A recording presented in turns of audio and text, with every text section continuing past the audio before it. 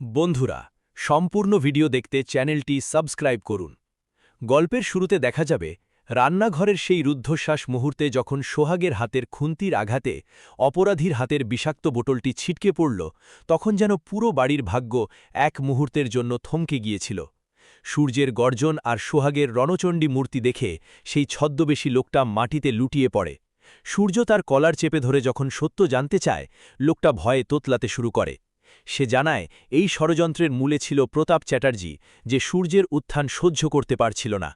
প্রতাপ চেয়েছিল এই ৫০০ লোকের খাবারে বিষ মিশিয়ে দিয়ে সূর্যকে জেলের ভাত খাওয়াবে আর তার ব্যবসাকে চিরতরে ধুলোয় মিশিয়ে দেবে। এই সত্য শোনার পর সূর্যের ভেতরের সেই পুরনো বিদ্রোহী সত্তা জেগে ওঠে, কিন্তু এবার সে মদের নেশায় নয়, বরং ন্যায়ের নেশায় মত্ত।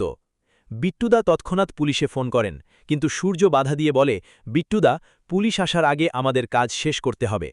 ৫০০ মানুষের আশীর্বাদ যদি আজ আমাদের মাথায় পড়ে, তবেই প্রতাপ চ্যাটার্জির আসল হার হবে। শুরু হয় এক অমানুষিক পরিশ্রমের অধ্যায়। সূর্য নিজে রান্নাঘরের দায়িত্ব নেয়। সোহাগ, শিউলি, বিবেক আর বিট্টুদা সবাই মিলে এক হয়ে যায়। আগুনের তাপে ঘাম আর ধুলোয় মাখামাখি হয়েও সূর্য আজ শান্ত। সে নিখুঁতভাবে লবণের স্বাদ পরখ করে, মশলার ভারসাম্য ঠিক করে। সোহাগ আড়াল থেকে তাকিয়ে দেখে তার সেই নেশাসক্ত স্বামী আজ কতটা দায়িত্বশীল। রান্নার শেষে যখন খাবারের গাড়ি প্যান্ডেলের দিকে রওনা দেয়, তখন সূর্যের চোখে এক অদ্ভুত তৃপ্তি। বিয়ের আসরে যখন অতিথিরা খাবারের প্রথম গ্রাস মুখে তোলেন, তখন চারিদিকে শুধু ধন্য ধন্য পড়ে যায়। কনের বাবা এসে সূর্যের হাত ধরে বলেন, বাবা, আমার মেয়ের বিয়ের মর্যাদা তুমি বাঁচিয়ে দিলে। এমন স্বাদ আমি আগে কখনো পাইনি। সেই মুহূর্তে সূর্যের প্রথম উপার্জন হিসেবে পাওয়া সম্মাননা শুধু টাকা ছিল না, ছিল তার হারানো সম্মান ফিরে পাওয়ার দলিল। কিন্তু বিপদ এখানেই শেষ হয় না। প্রতাপ চ্যাটার্জি যখন জানতে পারে তার পরিকল্পনা ব্যর্থ হয়েছে, সে আরও মরিয়া হয়ে ওঠে। সে এবার ললিতা মাসিকে ভুল বুঝিয়ে বাড়ির ভেতরে ফাটল ধরানোর চেষ্টা করে। সে জাল দলিলে বাড়ির সম্পত্তি হাতানোর ছক কষে। একদিন হঠাৎ করে একদল গুন্ডা নিয়ে প্রতাপ সূর্যদের বাড়ির সামনে এসে দাঁড়ায় এবং দাবি করে যে এই বাড়ি এখন তার। বাড়ির বড়রা কান্নায় ভেঙে পড়েন। সূর্য নিজের অসহায়ত্বে আবার দুর্বল হতে শুরু করে। ঠিক সেই সময় সোহাগ রুখে দাঁড়ায়। সে নিজের বুদ্ধিকে কাজে লাগিয়ে প্রতাপের অফিসে ছদ্মবেশে হানা দেয়। সোহাগ জানতে পারে যে আসল দলিল প্রতাপের সিন্দুকের পেছনে লুকানো আছে। এক ভয়ঙ্কর রাতে জীবনের ঝুঁকি নিয়ে সোহাগ সেই দলিল উদ্ধার করে। ফেরার পথে প্রতাপের গুন্ডারা তাকে তাড়া করে, কিন্তু সোহাগের মোলের জোর তাকে হার মানতে দেয় না। সে রক্তাক্ত অবস্থায় বাড়ির দরজায় এসে পৌঁছায় এবং সূর্যের হাতে আসল দলিল তুলে দিয়ে জ্ঞান হারায়। সোহাগের এই আত্মত্যাগ দেখে সূর্যের ভেতরের আগুন দাবানলে পরিণত হয়। সে প্রতাপ চ্যাটার্জিকে আদালতের কাঠগড়ায় দাঁড় করায় এবং তার সমস্ত পাপের সাজা নিশ্চিত করে। ললিতা মাসি নিজের ভুল বুঝতে পেরে সোহাগের পা ধরে ক্ষমা চান। বাড়ির অন্ধকার মেঘ কেটে গিয়ে আবার খুশির রোদ্দুর দেখা দেয়। সোহাগ সূর্য ক্যাটারার্স এখন শহরের ১ নম্বর ব্র্যান্ড। সূর্য এখন শুধু একজন সফল ব্যবসায়ী নয়, সে পাড়ার অভাবী মানুষের অন্নদাতা। গল্পের শেষ দৃশ্যে দেখা যায় সেই একই রান্নাঘর, যেখানে সোহাগ রান্না করছে আর সূর্য তাকে পেছন থেকে জড়িয়ে ধরে বলছে, সোহাগ, তুমি না থাকলে এই সূর্য কবেই নিভে যেত। শিউলি আর বিবেক আড়াল থেকে এই দৃশ্য দেখে হাসে, আর বিট্টুদা বাড়ির ঠাকুর ঘরে প্রদীপ জ্বালিয়ে বলেন, ভালোবাসার জয় সবসময় এভাবেই হয়। আকাশের উজ্জ্বল নক্ষত্রের মতো সূর্য আর সোহাগের জীবন এখন খুশির আলোয় ঝলমল করছে। যেখানে নেশার কোনো জায়গা নেই, আছে শুধু একে অপরের প্রতি অগাধ বিশ্বাস আর সীমাহীন ভালোবাসা। সূর্য আর সোহাগের জীবনে কি আবার কোনো নতুন ঝড়ের পূর্বাভাস আসবে, নাকি তাদের এই সুখের সংসার এভাবেই এগিয়ে যাবে? অনামিকা সূর্যের ব্যবসায় বিনিয়োগের প্রস্তাব নিয়ে আসে, যার আড়ালে ছিল প্রতাপের কালো হাত। সূর্য প্রথমে বিশ্বাস করলেও সোহাগের তীক্ষ্ণ বুদ্ধি সেই ষড়যন্ত্র ধরে ফেলে। দ্বিতীয় ও তৃতীয় অধ্যায়ে দানা বাঁধে নতুন রহস্য। অনামিকা নিজেকে সূর্যের কলেজের পুরনো প্রেমিকা দাবি করে বাড়িতে এসে ললিতা মাসিকে ভুল বোঝাতে শুরু করে।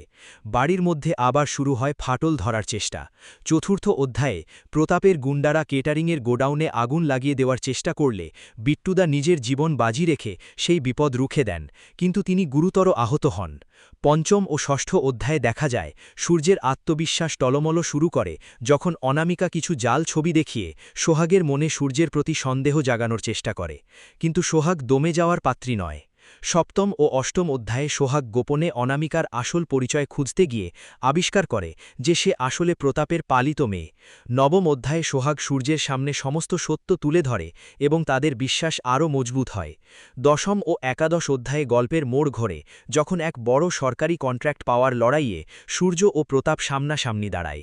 প্রতাপ সূর্যের খাবারে বিষ মেশানোর জন্য নিজের লোককে পাঠালেও সূর্য এবার অনেক বেশি সতর্ক ছিল। দ্বাদশ ও ত্রয়োদশ অধ্যায়ে দেখা যায় প্রতাপ এবার সূর্যকে এক মিথ্যে খুনের মামলায় ফাঁসিয়ে দেয়।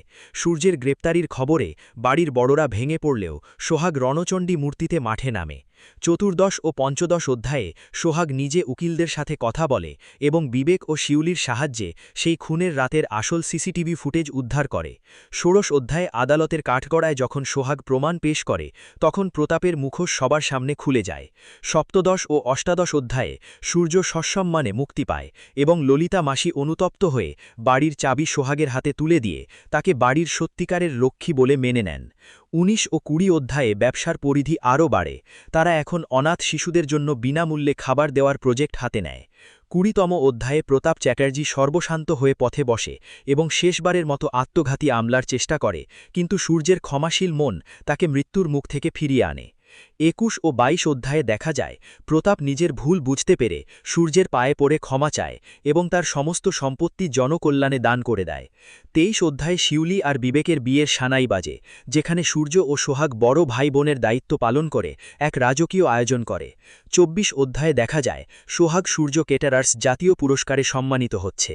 আর একদম শেষ তথা ২৫তম অধ্যায়ে ফিরে আসে সেই পুরনো রান্নাঘর, যেখানে সোহাগ রান্না করছে আর সূর্য তাকে সাহায্য করছে। তাদের জীবনে এখন আর কোনো লুকোচুরি নেই, কোনো অন্ধকার নেই। সূর্য সোহাগের হাত ধরে বলে, জীবনে যত ঝড়ই আসুক, আমাদের এই সোহাগ আর আদরের বন্ধন কেউ ছিঁড়তে পারবে না। বাড়ির ছাদে সবাই মিলে যখন উৎসবে আলো জ্বালায়, তখন আকাশের উজ্জ্বল নক্ষত্রের মতো তাদের জীবন এক নিটোল পূর্ণতার গল্প হয়ে রয়ে যায়। এক সময়ের নেশাসক্ত সূর্য আজ শুধু সফল নয়, সে হাজারো মানুষের অনুপ্রেরণা, আর তার এই উত্তরণের নেপথ্যে ধ্রুবতারার মতো জ্বলে রয়েছে সোহাগের নিঃস্বার্থ ভালোবাসা। বন্ধুরা, সম্পূর্ণ ভিডিওটি ভালো লাগলে লাইক দিন এবং আমাদের চ্যানেলটি সাবস্ক্রাইব করতে ভুলবেন না। পরবর্তী আপডেট পেতে বেল আইকনটি প্রেস করে আমাদের সাথেই থাকুন।